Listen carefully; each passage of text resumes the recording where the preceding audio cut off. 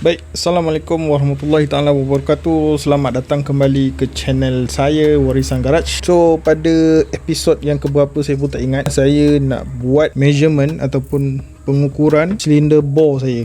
Sebab saya nak tahu berapa dia punya wear, dia punya kadar kehausan dia tu berapa. Saya nak tengok lah. Sebab saiz asal untuk bore yang ni saiz standard 85 lah. Okay. So, barang-barang yang kita perlukan untuk buat measurement ni adalah first, yang pertama kita kena ada dial bore gauge. Dia sebenarnya dia ada dua. Yang ini dial bore gauge. Satu lagi nama dia telescopic ball gauge. Macam tu lah lebih kurang. Dia bentuk macam T tu. Tu nanti dulu lah. So kita terang mana yang ada dulu. Okay, so first thing dial bore gauge. So dia punya range kita kena ambil 50 ke 160. Okay, so dia punya tolerance dia lebih kurang dalam 0.01 lah. Okay, sebab apa kita ambil size range macam ni? Sebab kita punya bore dalam size 85. So dia dalam lingkungan ni lah. And then the next one kita ambil micrometer. Oh sorry, tadi tak buka. So yang ini dial bore gauge saya adalah yang jenis digital. And then saya ada juga yang analog. Sebenarnya yang ni saya saja beli. Kalau kita nak tengok yang sebetul-betulnya, kita dapat tengok melalui analog. Walaupun digital ni dia terus bagi nombor, tapi sebenarnya orang cakap kejiduan nombor tu dia lebih kepada analog. Sebab analog tu dia tunjuk pada jarum tu kan, sampai jarum titik yang paling tinggi, itulah dia punya point. Okay, dekat dalam bore gauge ni, so mana yang baru-baru nak belajar pasal, pada saya keep attention lah. Sebab apa yang saya nak beritahu ni yang penting untuk korang, mana student-student yang nak belajar pasal ni ke. Okay, ni dia kita panggil dia punya interchangeable rod lah. Setiap anvil ataupun rod ni dia ada berlainan ukuran. So anda kata kalau terus terang cakap, ini dial bore gauge yang biasa, bukan yang harga sampai 1000 lebih kan. Dia ada yang mahal, dia ada tahap kemahalan dia tu. So yang ni dalam 100 lebih saya beli. Tapi boleh pakai lah. Boleh pakai kita, sebab kita pun tak ada nak yang betul-betul hardcore punya usage kan. So untuk light usage macam saya pun jarang-jarang pakai. So beli yang China pun pada saya dah cukup. Okay, tapi yang masalah dia, kalau kita beli yang China, dia punya extension rod ni ataupun anvil ni dia tak ada nombor. So kita kena ukur sendiri. So yang saya dah ukur, yang ni yang saya pakai tu untuk ukur Wira size 75, yang ni 80, ni 85. Dia semua beza range dia dalam 5 lah. So kita pakai yang size ni 85. Tapi so cara nak pakai dia, kita kena buka dia punya lock ni, masukkan ni, and then dapat. Okay, macam tu. Ni untuk 85. Saya punya ni, walaupun kita pakai extension rod ni 85, dia sebenarnya dia tak 85, dia 0.05. Maksudnya 85.5. Okay, kita tengok dia punya ukur. Kita ukur pakai digital caliper dulu. So kita kena tolak dia bagi make sure dia 0 lah. 0, kita ukur berapa sebenar saiz dia. Okay, saiz dia macam saya cakap tadi, kalau ikut pada dia boleh masuk dengan tak boleh masuk ni, lebih kurang 85 agak kau nampak 85.48 ataupun 85. Okay, kalau kita nak ukur bore gauge, biasanya saya akan contoh, kalau saiz bore tu 85, since yang ni 85.5 kan, maksudnya kita dah boleh terukur lah. Tapi saya lebih suka dia besarkan sikit saiz ni. Faham tak maksudnya? So kalau sekarang ni 85.5, okay, kita balik bateri habis. Okay, kita kena besarkan dia, jadikan dalam 1 mm lebih daripada saiz bore tu. Sebab nanti bila kita tolak dial gauge ni, nanti kita akan tolak macam ni kan, dia akan tunjukkan bacaan yang paling kecil masa dia tekan ni spring ni. Okay, kita setkan dia 86. So since ni 85.5, kita set dia 86.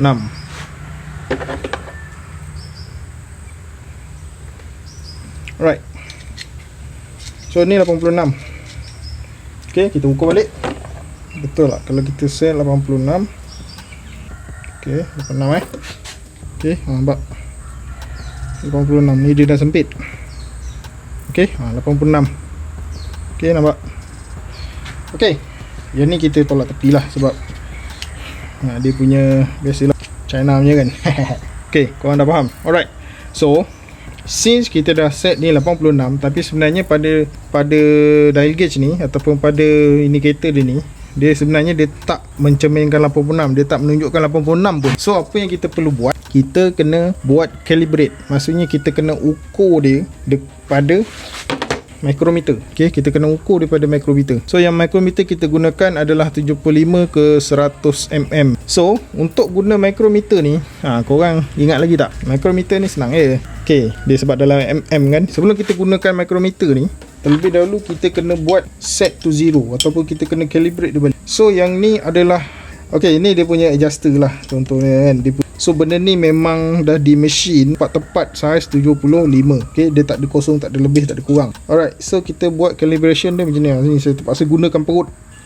Okay, so yang ni dia dah tepat. Saya dah dapat dia punya lock. Okay, so ni kita dah dapat dia punya bacaan. Lepas kita calibrate kosong balik.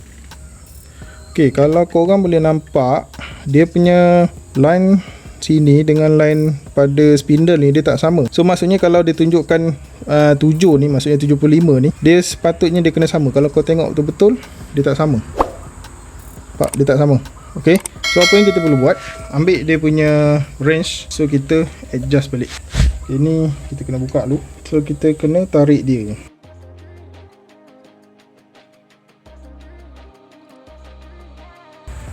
Okay, dah nampak kosong. Nampak dia straight. Okay, so bila dia dah straight ni, barulah kita ukur. Kita kena ukur, kita kena ikat pada vise. Okay, so next kita kena letak kita punya micrometer pada vise. So kita ikat, tapi jangan terlalu kuat lah. So dia just untuk pegang je. Okay, macam ni. Okay, ni part yang paling tricky sikit lah. So kita kena buat calibrate size dia. Tak nampak. Okay, saya rasa saya kena tukar pakai yang analog ni lah, baru korang boleh nampak. Okay, so kita buat calibrate. Okay, so nampak tadi dia kosong kan. So kita set dia.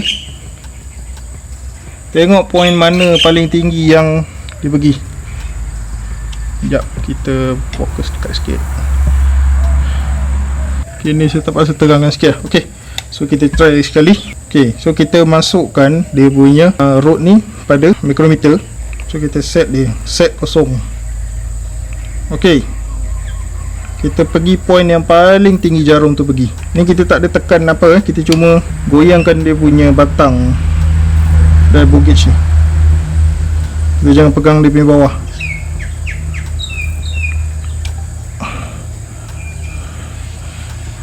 Okay, sekali.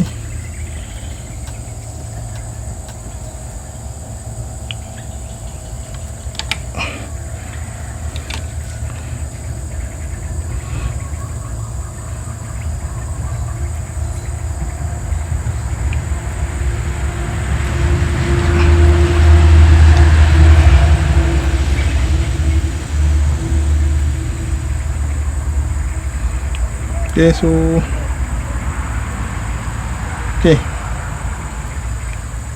okay, so ni kita dah set.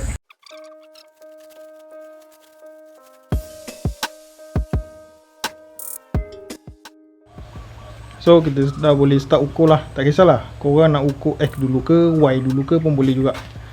Okay, janji ukuran tu bila korang buat, kau kena set ni dulu. Okay, okay, so yang ni saya ukur X dulu kita tak boleh nampak. Okay, yang ni lah saya tunjuk detail sikit. Kita baca start daripada kosong. Kalau saya baca start daripada kosong lah. Sebab kita dah calibrate tadi size 86 kan. So bila dia size 86, bila kita tolak benda ni, dia akan tekan spring tu. So jarum ni akan berpusing. Okay, so bila dia pusing, adakah dia akan sampai kosong?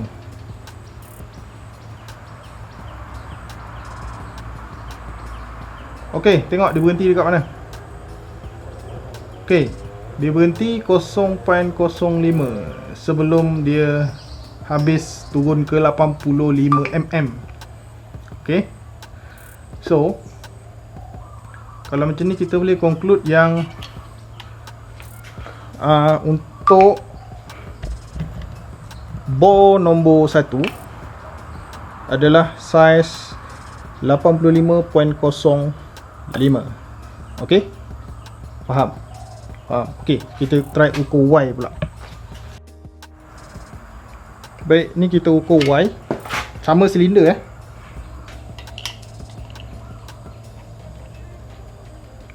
Okey. Kosong dekat sini. Kosong Okey. Kita masuk first step. Start baca kosong. Okey, tolak sampai dia tak boleh pusing. Okey, tengok berapa. Okey, kalau ikut pada saya baca ni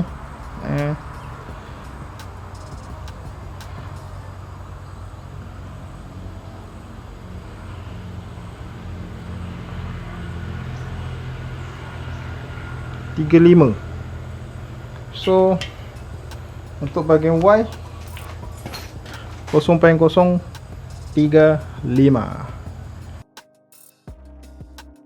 Baik, yang tadi tu cuma contoh penggunaan sebagai panduan untuk korang check korang punya actual bore size. So penguras seterusnya saya cantikkan dekat dalam kertas ni. Tujuannya nak tengok beza pada setiap bahagian, sama ada atas, tengah dan bawah, menegak dan melintang. So jika tak terdapat perbezaan yang terlalu ketara atau tidak menunjukkan liner atau sleeve tu tegak, sebagai contoh, atas kita dapat 85.04, tengah 85.02, bawah 85.02. So maka kita perlu buat polishing ataupun honing pada bahagian tengah dan bawah je. So untuk kita dapat straight bahagian liner bore tu lah. Baik, biasanya kalau kita tengok bacaan yang tak rata ni, lepas kita buat rebore, sebab pada saya kita tak boleh nak depend sangat pada kerja mesin shop sajalah. So kita perlu double check balik kerja yang dibuat oleh mesin shop. So sebab kita nak betul-betul ikut spek yang kita nak kan. Okay, so seterusnya ni saya ukur pada setiap bore pada saya punya blok ni. Okay, so korang tengok je lah, sebab saya tak boleh nak fokus, betul-betul fokus pada gauge tu. Okay, so macam korang tengok ni yang saya buat, saya ukur bahagian menegak dan juga melintang, and then macam biasa atas, tengah dan bawah lah. Okay, so korang layan dulu.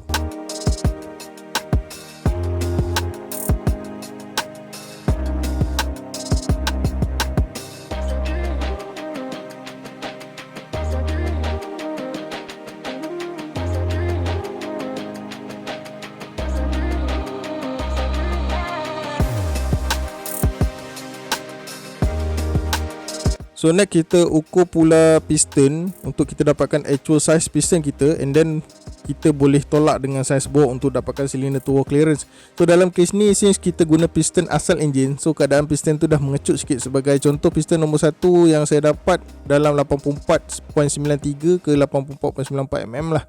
So kalau diameter bore tu average reading dalam 85.05, so beza dia agak jauh sampai 0.1 mm. Maknanya dah lari dari spek.